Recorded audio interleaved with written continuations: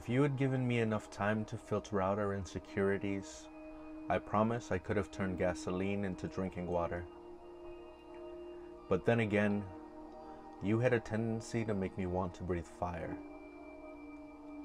Born of dragon scales we pulled from the washboard we used to clean our dirty laundry on, we grew from soil to root to blossom. Back then, we could light candles with exhales and be the angels that existed in the fairy tales before the smoke rings were taken by the trade winds.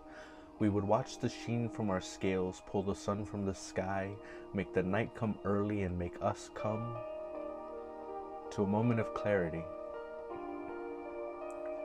Where did the days go? The days we would offer ourselves up to the potential outcome, giving free rein to possibility. The days the washboard remained dry and the laundry was clean. Well, everything but the sheets. When did we lay those days to rest, and what is it we replace them with? I look for where the clothesline used to be some days, where we'd hang the good moods just in view of the bedroom.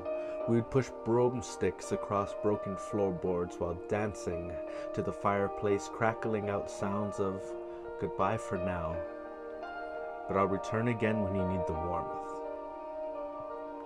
Then we'd make the cedar in the walls try to catch back up the dust storms as we shook each other from blossom to root, breathing heavy in ourselves. I can still see the wire connecting the verticals of the window frame, as if the two sides held plastic cups relaying what they had witnessed in nights before. If these walls could talk,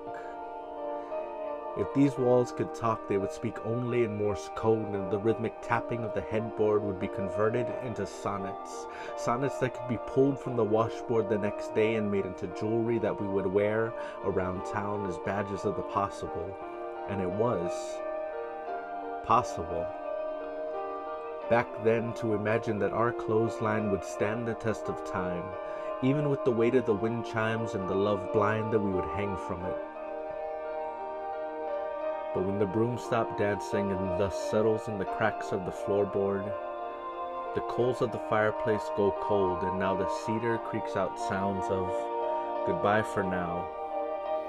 But I'll return in the form of every song lyric on the radio.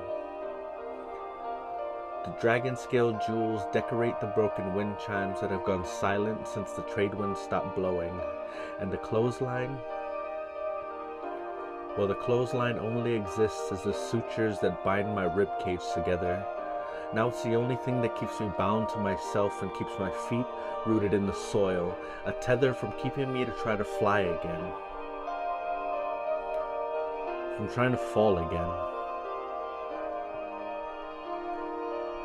I wear this clothesline on my ribs as a reminder that this belly once brewed gasoline, a reminder that these smoke-laden exhales once burnt a candle at both ends, a reminder that our two flames could never meet in the middle of a wax puddle, a reminder that we left those times behind.